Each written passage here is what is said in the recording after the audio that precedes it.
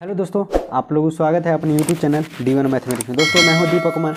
और आज हम आपको साइलोलिच में हम दो कथन वाले क्वेश्चन का हम आपको सॉल्यूशन करके बताएं। ध्यान दीजिएगा, जब दो निष्कर्ष दिया हुआ रहेगा या दो कथन दिया हुआ रहेगा उस क्वेश्चन को हम किस तरह से शॉर्ट से शॉर्ट अप्रोच में हम बनाते हैं उसी को देखते हैं। ध्यान दीजिएगा, देखिए जब दो कथन दिया हुआ रहेगा ना उसको हम इनडायरेक्ट कैलकुलेशन कहेंगे। डायरेक्ट कैलकुलेशन हम कहेंगे जब एक स्टेटमेंट दिया हुआ रहेगा।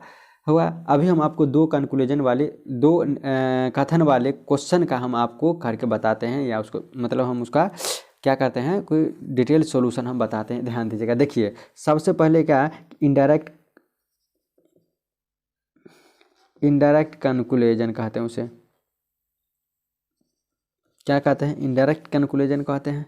अप्रत्यक्ष निष्कर्ष करते हैं। क्या कहते हैं? इनडायरेक्ट कंक्लूजन अप्रत्यक्ष निष्कर्ष कहते हैं। अप्रत्यक्ष निष्कर्ष कहते हैं किसको? अब ध्यान दीजिएगा, अप्रत्यक्ष निष्कर्ष क्या होता है। ध्यान दीजिएगा, हम आपको बताएं किसी भी अप्रत्यक्ष निष्कर्ष को देने के लिए कम से कम दो कथन की आवश्यकता होती है। लिखिएगा क्या? किसी भी अप्रत्यक्ष निष्कर्ष हो, किसी भी अप्रत्यक्ष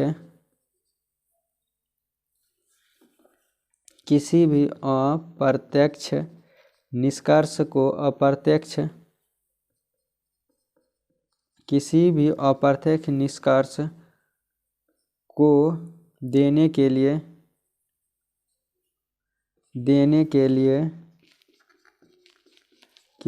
कम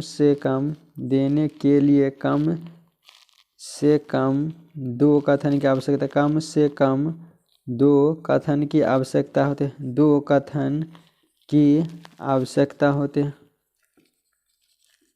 दो कथन की आवश्यकता होती है। First number. सेकंड नंबर लिखिएगा, किसी भी कथन में समान शब्द का मान 100 होना चाहिए। किसी भी एक कथन में समान शब्द का मान 100 होना चाहिए। उसके बाद हम लिखिएगा, किसी भी कथन में कॉमन टर्म, किसी भी कथन में समान शब्द का मान 100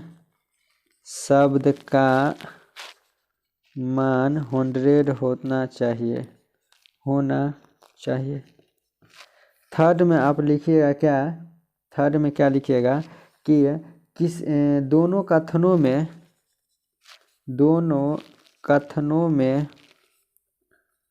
एक समान शब्द का मान क्या होना चाहिए? 100 होना चाहिए। 100 होना चाहिए, जिसको हम क्या कहते हैं? कॉमन टर्म का वैल्यू ये हुआ। 4 नंबर में आप लिखिएगा क्या लिखिएगा? किसी भी एक कथन में समान शब्द का मान, ये तो हो गया। उसके बाद हम आपको बताते हैं क्या, इसको पहले मिटाते हैं उसके बाद हम बताते हैं। ध्यान दीजिएगा, उसके बाद आपको क्या करना है, उसके बाद हम पॉजिटिव नेगेटिव की बात करते हैं 4 नंबर में, कि अगर स्टेटमेंट फर्स्ट स्टेटमेंट, उसके बाद सेकंड स्टेटमेंट, अगर फर्स्ट स्टेटमेंट में अगर पॉजिटिव होगा, अगर सेकंड में पॉजिटिव होगा, तो उसका जो निष्कर्ष होगा ना, वो भी क्या होगा? पॉजिटिव होगा। अब ध्यान देना है क्या? अब ध्यान देना है, अगर फर्स्ट स्टेटमेंट मेरा पॉजिटिव होगा, अगर सेकंड स्टेटमेंट नेगेटिव होगा, तो उसका निष्कर्ष भी क्या होगा? नेगेटिव होगा। अगर फर्स्ट स्टेटमेंट मेरा पॉजिटिव होगा, सेकंड स्टेटमेंट मेरा अगर पॉजिटिव होगा, फर्स्ट स्टेटमेंट अगर नेगेटिव होगा, सेकंड अगर पॉजिटिव होगा, तो उसका निष्कर्ष भी क्या होगा? नेगेटिव होगा। अगर दोनों के दोनों स्टेटमेंट नेगेटिव होगा, तो मेरा जो कंक्लूजन होगा, निष्कर्ष होगा ना, वो क्या कहते हैं उसको, कोई निश्चित निष्कर्ष नहीं बनेगा। उसका क्या होगा? कोई निश्चित रिजल्ट नहीं बनेगा। कोई निश्चित रिजल्ट नहीं बनेगा। ये हुआ। अब ध्यान दीजिए, सारा रूल हम आपको लिखा चुके हैं। अब हम चलते हैं क्वेश्चन की तरफ, ध्यान देना है। देखिए, इनडायरेक्ट कंक्लूजन का क्वेश्चन नंबर फर्स्ट क्या कर रहा है, क्या है कि सभी ए क्या है? बी है। सभी ए बी है। सेकंड नंबर क्या कहता है कि कोई बी सी नहीं है। अब ध्यान दीजिएगा, ये हुआ। ये तो हुआ क्या, कथन है, ये क्या है, ये कथन है। उसके बाद हम आपको निष्कर्ष हम बताते हैं, निष्कर्ष हम आपको बताते हैं, ध्यान दीजिएगा। देखिए निष्कर्ष है, क्या कहता है कि फर्स्ट नंबर निष्कर्ष है, क्या कहता है कि सभी ए सी है। सेकंड नंबर क्या कहता है कि कोई ए सी नहीं है।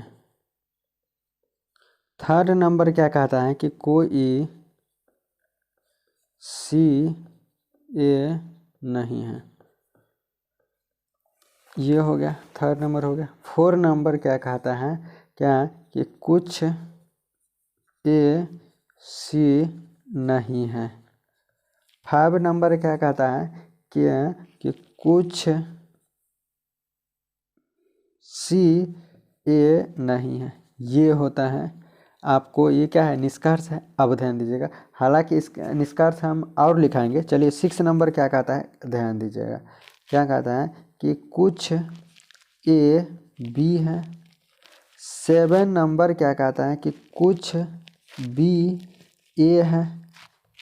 एट नंबर क्या कहता है, चलिए इतना है, 8 नंबर 7 तक देख लेते, ध्यान दीजिएगा। देखिए हम आपको बताए थे क्या, इनडायरेक्ट कैलकुलेट अप्रत्यक्ष निष्कर्ष को बताने के लिए कम से कम 2 स्टेटमेंट की आवश्यकता होती है, बिल्कुल है।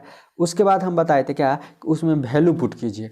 वैल्यू हम क्या बताए थे, ए का मतलब होता है ऑल का मतलब होता है सभी, जिसका वैल्यू हम आपको बताए थे 150 होता है। ई का मतलब होता है नो नन, जिसको हिंदी में क्या कहते हैं, कोई नहीं, जिसका वैल्यू क्या होता है 100 होता है। ए ई आई का मतलब होता है सम का मतलब होता है कुछ, जिसका वैल्यू कितना आता है 50 तो ए ई आई ओ का मतलब होता है सम नोट का हिंदी क्या कहते हैं, कुछ नहीं, जिसका वैल्यू कितना होता है 50 होता है, 100 होता है। ये तो हुआ। अब ध्यान दीजिएगा क्या करना है, इसका वैल्यू इसमें पुट कीजिए। ए का मतलब होता है ऑल का मतलब सभी, जिसका वैल्यू हम आपको बताए थे 150 होता है, यहाँ हम लिख भी दिए हैं। कोई नहीं ई का मतलब होता है कोई, नन का मतलब होता है कोई नहीं, जिसका वैल्यू हम बताए थे 100 उस बताए थे ना हम। उसके बाद बताए थे कि पॉजिटिव निगेटिव, अगर मेरा स्टेटमेंट पॉजिटिव है, स्टेटमेंट अगर पॉजिटिव है तो निष्कर्ष भी क्या होना चाहिए, मेरा मतलब कथन अगर पॉजिटिव है तो मेरा निष्कर्ष भी होना चाहिए पॉजिटिव। अब ध्यान दीजिए, देखिए ये पॉजिटिव है यार, देखिए ये निगेटिव है, तो हमको क्या होना चाहिए कि अगर एक पॉजिटिव है एक निगेटिव है, तो सबसे पहला नंबर आप चेक कीजिए क्या है कि ए और सी है, ए और सी है। ये कौन कौन स्टेटमेंट से मिलकर बना है, हमको पता है, नहीं पता है। हम आपको बताए थे क्या कि 2 स्टेटमेंट जब दिया रहेगा तो कम से कम कॉमन टर्म का वैल्यू कितना चाहिए, एक का मान 100 है। देखिए कॉमन टर्म है बी और बी कॉमन है, एक का वैल्यू कितना 100 है, बिल्कुल है। तो ए से सी से ए जितना भी रिजल्ट बनेगा ना, वो मतलब ए से सी रिजल्ट बन सकता है, सी से ए रिजल्ट बन सकता है, लेकिन इनकम एक्सपेंस चेक करने के बाद। अब ध्यान दीजिएगा, अगर एक पॉजिटिव है एक निगेटिव है एक पॉजिटिव है और एक निगेटिव है, तो क्या होगा, मेरा निष्कर्ष जो होगा वो भी निगेटिव होगा। अब ध्यान दीजिएगा, ए से सी जितना भी होगा सारा का सारा निगेटिव होगा। देखिए क्यों, क्योंकि एक पॉजिटिव है एक निगेटिव है, तो ए से सी से ए जितना भी होगा वो निगेटिव होगा। देखिए निगेटिव होगा, पॉजिटिव वाला सारा गलत हो जाएगा। देखिए ये पॉजिटिव है, कोई ए सी, ये निगेटिव है, रिजल्ट बन सकता है। ये देखिए ये निगेटिव है, रिजल्ट बन सकता है। ये रिजल्ट है, ये निगेटिव है, रिजल्ट बन सकता है। ये निगेटिव है, रिजल्ट बन सकता है। ये पॉजिटिव है, रिजल्ट नहीं बनेगा। ये पॉजिटिव है, रिजल्ट नहीं बनेगा। सबसे पहला ए बी है, ये देखिए ए बी है। अब ध्यान दीजिएगा, ए बी है, ये फर्स्ट स्टेटमेंट से मिलकर बना है ना, फर्स्ट स्टेटमेंट है ए सी है, ए सी। अब यहाँ से लेके यहाँ तक देखिए, ये फर्स्ट और सेकंड स्टेटमेंट से मिलकर बना है ना, ये फर्स्ट और सेकंड स्टेटमेंट से मिलकर बना है ना। हम अब उसके बाद देखिए ये पॉजिटिव है ये निगेटिव है, तो मेरा भी जो निष्कर्ष होगा वो क्या होना चाहिए, निगेटिव होना चाहिए। ये देखिए यहाँ ये पॉजिटिव है, सबसे पहला नंबर ये कैंसिल हो जाएगा। ये निगेटिव है, रिजल्ट बन सकता है, निगेटिव है, रिजल्ट बन सकता है, रिजल्ट निगेटिव है, रिजल्ट बन सकता है, निगेटिव है, रिजल्ट बन सकता है। उसके बाद हम इनकम एक्सपेंस आमदनी और खर्चा चेक कर लेते हैं। देखिए ए पर इनकम कितना है, 100 रुपया है। अब कोई नहीं का वैल्यू हम आपको बताते हैं 100 है। ए का इनकम 100 रुपया है, ए का खर्चा 100 रुपया है, रिजल्ट बन सकता है। बी का इनकम 100 रुपया है, बी का खर्चा कितना है 100 रुपया, रिजल्ट बन सकता है। अब देखिए कोई नहीं, बात वही हो जाएगा, कितना 100 हो जाएगा। सी का इनकम 100 रुपया है, सी का खर्चा 100 रुपया है, रिजल्ट बन सकता है। ए का इनकम 100 रुपया है, ए का खर्चा 100 रुपया है, रिजल्ट बन सकता है। यानी कि 2 और 3 का रिजल्ट बन सकता है। क्या कहता है, कुछ ए सी नहीं है, ये भी निगेटिव है। तो कुछ के केस में हम बताए थे, सम के केस में खर्चा चेक नहीं करना है। क्यों, क्योंकि क्योंकि ए का इनकम 100 रुपया है, ए का खर्चा 50 रुपया, रिजल्ट बन सकता है। सी का इनकम 100 रुपया है, सी का खर्चा 50 रुपया, इसका भी रिजल्ट बनेगा, इसका भी रिजल्ट बनेगा। सम के केस में खर्चा चेक नहीं करना। अब ध्यान दीजिएगा, ए बी फर्स्ट स्टेटमेंट से मिलकर बना है। अब ध्यान दीजिएगा, सम के केस में खर्चा चेक नहीं करना। अगर चेक कीजिएगा तो 50-50 हो जाएगा इसका वैल्यू। सम के केस में हम आपको बताए थे 50-50 होता है इसका वैल्यू। देखिए, ए का इनकम 100 रुपया है, 100 रुपया कमाने वाला व्यक्ति 50 रुपया खर्चा कर सकता है, रिजल्ट बन सकता है। 50 रुपया कमाने वाला व्यक्ति 50 रुपया खर्चा कर सकता है, रिजल्ट बन सकता है। यानी कि इसका रिजल्ट नहीं बनेगा। सॉरी, क्या क्यों नहीं बनेगा? ए बी और ए है ना, बी और ए है, यानी कि फर्स्ट स्टेटमेंट से न मिलकर बना है, रिजल्ट बन सकता है। देखिए, सम के केस में हम बताते थे 50-50 होता है। बी का इनकम 50 रुपया, बी खर्चा 50 रुपया कर सकता है, बिल्कुल कर सकता है। ए का इनकम 100 रुपया है, 50 रुपया खर्च रहता है, इसका रिजल्ट बन सकता है। सिर्फ वन का रिजल्ट नहीं बनेगा, बाद बाकी सबका क्या होगा, रिजल्ट बनेगा। चलिए, क्वेश्चन नंबर हम फिर देख लेते हैं, इससे नेक्स्ट क्वेश्चन ध्यान दीजिएगा। देखिए, अगला क्वेश्चन है, क्वेश्चन नंबर फर्स्ट। हम आप ये कथन है फर्स्ट। क्या कहता है कि सभी ए बी हैं, फर्स्ट नंबर है। सेकंड नंबर निष्कर्ष कंक्लूजन कथन स्टेटमेंट है, ये कथन है। फर्स्ट नंबर का सभी ए बी है, सेकंड में है कि सभी सी क्या है, बी है, सभी सी बी, ये तो कथन होगा। अब हम आपको निष्कर्ष लिख के हम बताते हैं निष्कर्ष क्या कहता है। फर्स्ट नंबर निष्कर्ष क्या कहता है कि सभी ए सी है। सेकंड नंबर क्या कहता है कि कुछ ए सी है। थर्ड नंबर क्या कहता है कि कुछ ए बी है। फोर्थ नंबर क्या कहता है कि कुछ सी बी है। अब ध्यान दीजिएगा, इसको बनाने का हम तरीका बताते हैं। सबसे पहले हम इसका वैल्यू पुट कीजिए आप। हम ऑल के केस में बताए थे कितना, तो 150 होता है, 150 होता है ना। ये पॉजिटिव है। देखिए कॉमन टर्म, सॉरी यहाँ पर क्या हो बी है, यहाँ पर ए है। देखिए कॉमन टर्म पर वैल्यू कितना है, 50 है। हम आपको बताए थे क्या, अगर कॉमन टर्म पर वैल्यू 50 मिल गया हो तो, कॉमन टर्म पर वैल्यू 50 है दोनों को। देखिए कॉमन टर्म पर वैल्यू दोनों को 50 है। जब कॉमन टर्म पर वैल्यू 50 आ जाएगा तो ए से कॉमन टर्म, तो ए से सी, यहाँ पर ध्यान देगा, ए से बी है, यहाँ पर क्या हो जाएगा, सी है यहाँ पर। हाँ, ए से सी, सी से ए, सारा का सारा जो लिखा होगा सारा का सारा क्या होगा, गलत होगा। अगर कॉमन टर्म पर वैल्यू 50 आ गया, देखिए बी और बी 50 है, अगर 150 रहता तो ए से सी से ए रिजल्ट बन सकता था। लेकिन जब कॉमन टर्म पर वैल्यू 50 आ जाएगा, बी है तो कॉमन टर्म पर वैल्यू 50 आ गया, तो ए से सी से ए, जो ए से सी लिखा होगा सारा का सारा क्या होगा, गलत होगा। ए से सी गलत होगा, ए से सी गलत होगा, ए से बी फर्स्ट स्टेटमेंट से मिलकर बना है। अब ध्यान दीजिएगा, उसके बाद हम इनकम एक्सपेंस चेक करते हैं। इनकम क्यों, ये दोनों तो पहले ही गलत हो गया, ठीक है ना। इसमें देखिए ए से बी ये फर्स्ट स्टेटमेंट से मिलकर बना है। बी सी से बी ये सेकंड स्टेटमेंट से ना मिलकर बना है। अब ध्यान दीजिएगा, सम के केस में वैसे हम खर्चा चेक नहीं करते, लेकिन चेक करके देखते हैं। ये देखिए, अब फर्स्ट स्टेटमेंट में इनकम देखिए, हम आपको वैल्यू पुट करते हैं, 50-50 हो गया। ए का वैल्यू कितना, ए का इनकम कितना 100 है, ए का खर्चा ए का इनकम 50 रुपया है, ए का खर्चा 50 रुपया है, रिजल्ट बन सकता है। बी का कितना है, 50 रुपया, रिजल्ट बन सकता है। सम के केस में आपको खर्चा चेक नहीं करना है, ठीक ना। अगर करना है तो आप चेक कर लीजिए। चलिए फिर देखते हैं नेक्स्ट क्वेश्चन, ध्यान देना। देखिए क्वेश्चन नंबर फर्स्ट है, ये कथन हम आपको लिख रहे हैं। देखिए कथन क्या कहता है, क्या कि कोई ए बी नहीं है। क्या कहते हैं, कोई ए बी नहीं है। सेकंड नंबर क्या कहता है कि कोई बी सी नहीं है। ये तो हुआ आपको क्या कथन हुआ। अब निष्कर्ष देख लीजिए। निष्कर्ष फर्स्ट नंबर क्या कहता है कि कोई ए सी नहीं है। सेकंड में क्या कहता है कि कोई सी ए नहीं है,